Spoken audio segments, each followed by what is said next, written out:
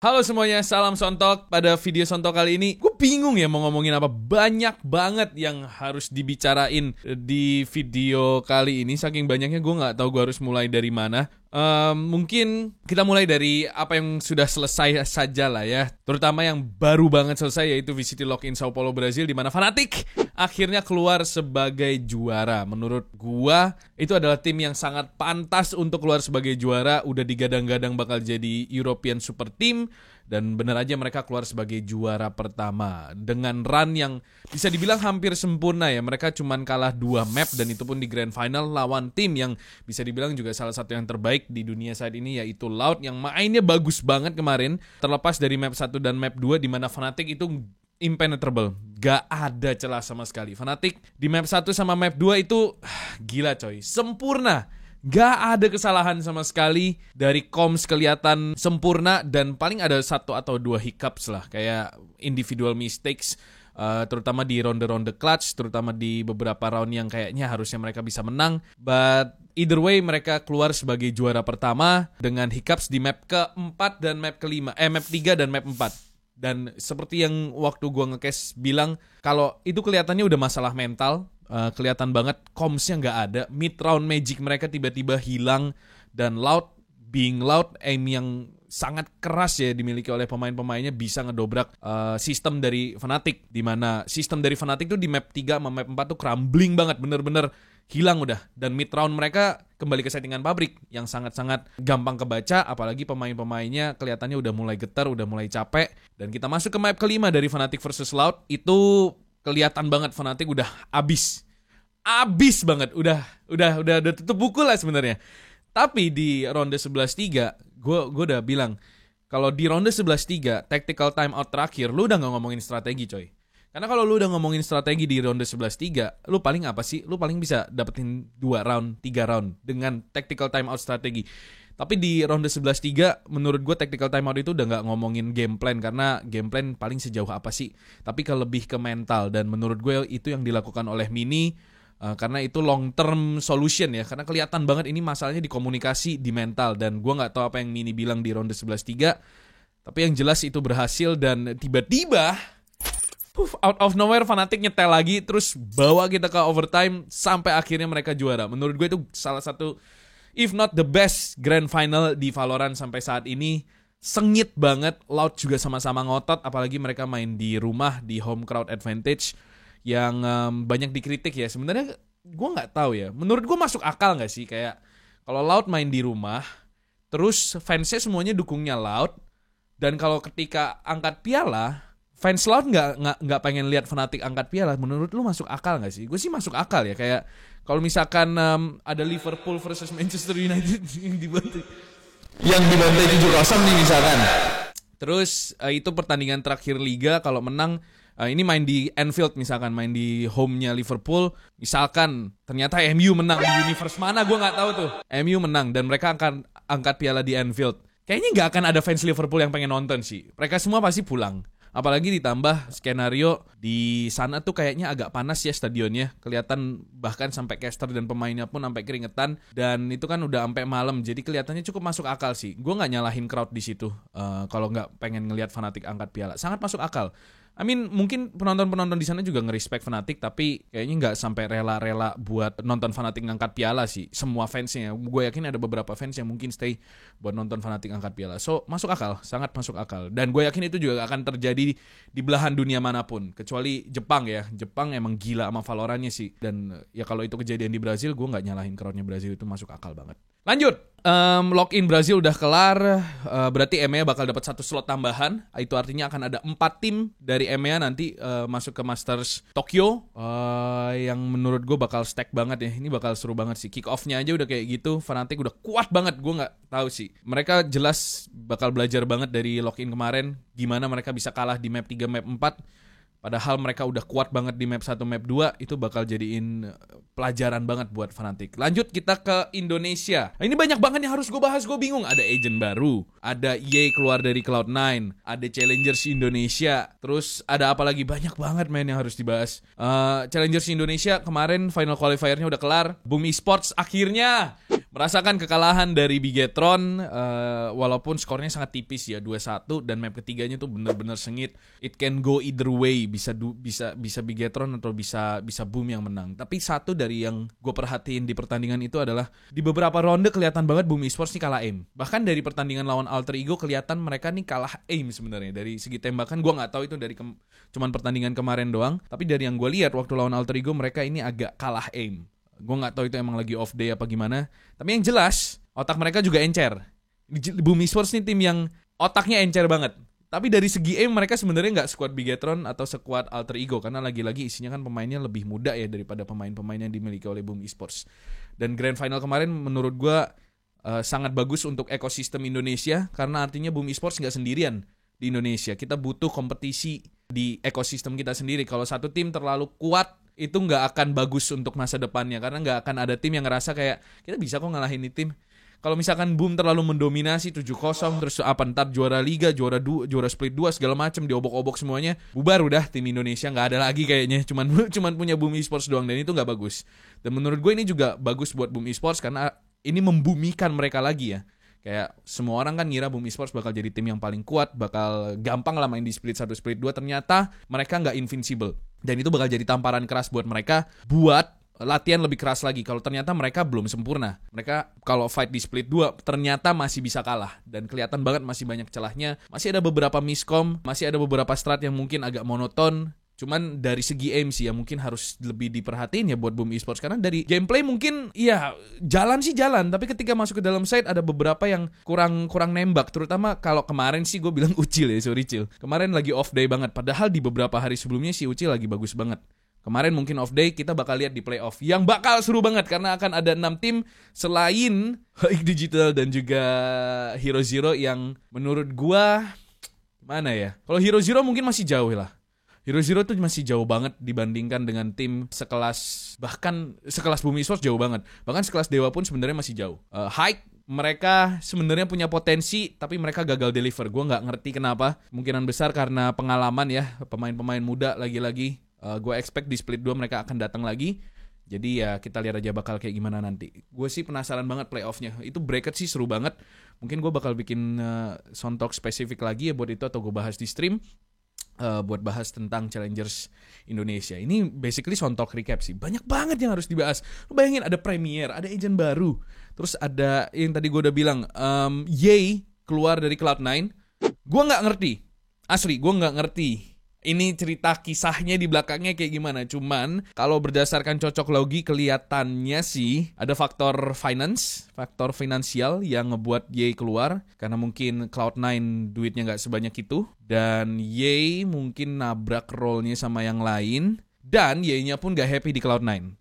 Karena kelihatannya ya Cloud9 sih agak hahaha ya kemarin waktu di VCT Login Brazil. Cuman itu semua spekulasi. Dan kalau pertanyaannya adalah kira-kira Ye bakal kemana? Gua punya memilih bisa banget ke Sentinels. Karena seperti yang kalian semua tahu, atau mungkin kalian belum tahu, ada kabar tidak mengenakan datang dari pasangan Valorant nomor 1 di dunia, yaitu TenZ dan KD, di mana KD mengidap kanker langka yaitu leukemia. Tentu kita semua berharap dia cepat sembuh karena itu penyakit yang lumayan mengerikan ya. Dan sayang banget dia masih muda. Bukan berarti nggak ada kesempatan untuk sembuh.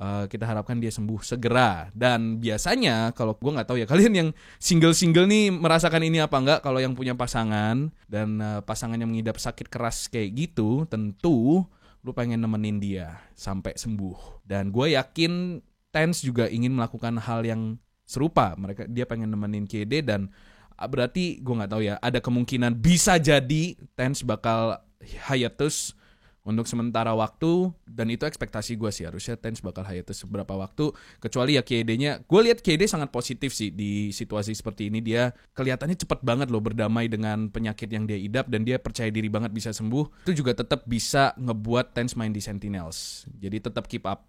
Kecuali TenZ-nya emang maksa dia gak mau main, dia pengen spend time dengan KD, mungkin dia akan hiatus. Itu artinya bakal ada 1 slot kosong di Sentinels, dimana kelihatannya Ye sangat masuk akal ya untuk masuk Sentinels, walaupun role-nya gue gak tahu akan kayak gimana. Cuman possible banget sih. Pertanyaannya adalah apakah Sentinels punya uang sebanyak itu untuk nge-hire Ye yang sebenarnya free agent ya kayaknya saat ini. Cuman untuk sementara waktu kayaknya gue gak ngelihat Ye bakal ke NRG gantiin Ardis. Nggak adil juga buat Ardis yang menurut gue juga mainnya nggak buruk-buruk banget kok di NRG. Cocok lah si Ardis di NRG. Jadi sementara masih misterius ya kemana Ye akan berlabuh. Kayaknya ini tim nggak bakal ini pemain nggak bakal nganggur lama-lama sih harusnya. Ini hot prospect banget. Terus apalagi Premier. Premier ini menarik banget buat teman-teman yang ada di rumah. Buat kalian Iron dan Silver sudah ada buat Iron Silver yang merasa aku kayaknya lebih jago harusnya daripada NRG.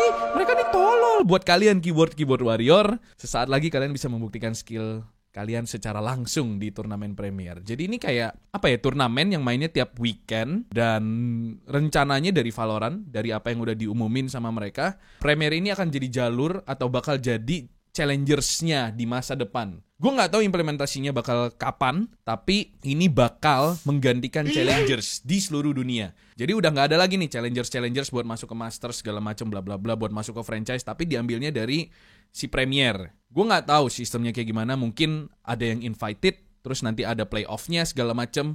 Masih spekulasi semuanya.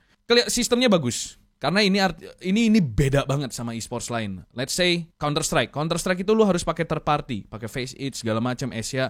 Ini integrated di dalam game dan itu artinya Riot bisa langsung mengatur semau mereka ini kayak sistemnya gimana dan gue yakin itu harusnya bagus ya.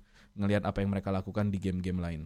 Dan juga membuka mimpi buat player-player yang kesempatannya hampir nggak ada buat masuk tim pro. At least mereka punya kesempatan buat fight tim pro di situ. Walaupun kemungkinan besar bakal susah ya ngelawan tim pro yang bakal harus main di Premier nanti kalau emang ini menggantikan challengers. Karena esports lain yang franchise itu nggak ada ngebuka jalur dari grassroots buat masuk ke franchise-nya. Cuman gue nggak tahu. Setahu gue cuman Riot doang yang ngebuka kayak oke, ini dari nol lu bisa jadi pro player main di franchise. Bener-bener dari Premier. Chance itu ada walaupun tetap akan lebih menguntungkan tim-tim yang udah profesional dan main di Premier. Tapi kalian yang lagi duduk ini, yang lagi masih ranknya silver, kalian someday mungkin bisa main di Premier dan ngalahin tim-tim nomor 1 di Asia. Who knows? Semua itu dimulai dari Premier. Masalahnya gue cuma ngelihat ada satu. Cheat. Cheat ini bakal jadi problematis banget di Premier, gue feeling ya. Jadi menurut gue Vanguard harus di-upgrade. Karena gue masih ketemu cheater yang blatant banget. Owen masih ketemu cheater kemarin waktu live stream. Dan kalau Premier itu integrated ke dalam sistem, berarti nggak, kalau misalkan nih ya, gue kasih gambaran ke kalian. Kalau Challengers Indonesia itu disaring, ada admin yang mantau, kalau ada SAS kita bisa lapor. Premier di sisi lain, kan nggak ada yang mantau, nggak ada admin yang mungkin secara 100% nontonin pertandingan, oh ini nggak SAS, ya udah lewat. Kalau ini kan bisa aja ada berapa, 200 pertandingan berjalan secara langsung kan nggak ada yang tahu. Nah itu bakal jadi masalah. Itu artinya anti-cheatnya Valorant harus di-upgrade banget buat Premier ini biar bisa work tanpa kita semua takut kalau ketika kita main Premier kita bakal ketemunya cheater. Dan kita bakal kalahnya sama cheater. Dan tim-tim profesional bisa kalah sama cheater. Karena itu bakal jadi masalah banget. Masalah banget. Lu bayangin Bumi Esports someday harus main di Premier, ketemu cheater mereka kalah. Karena beberapa cheater kan mainnya pinter ya, mainnya bersih kayak nyala mati, gak selamanya nyala. Dan beberapa cheater tuh sebenarnya bisa main. Cuman mereka pakai program untuk bikin mereka lebih jago. Jadi ini yang bakal masalah banget. Karena gak bakal bisa dibedain ini beneran cheater atau beneran orang jago. Itu yang bakal masalah sih sebenarnya. Jadi gue harap harusnya dari Premier tetap ada playoff untuk nyaring cheaternya itu lagi. Biar nggak jebol lah. Biar nggak lolos nih cheater-cheaternya di Premier. Gitu. Terus ada agent baru, Gecko. Wah ini agent. Agent baru yang buset.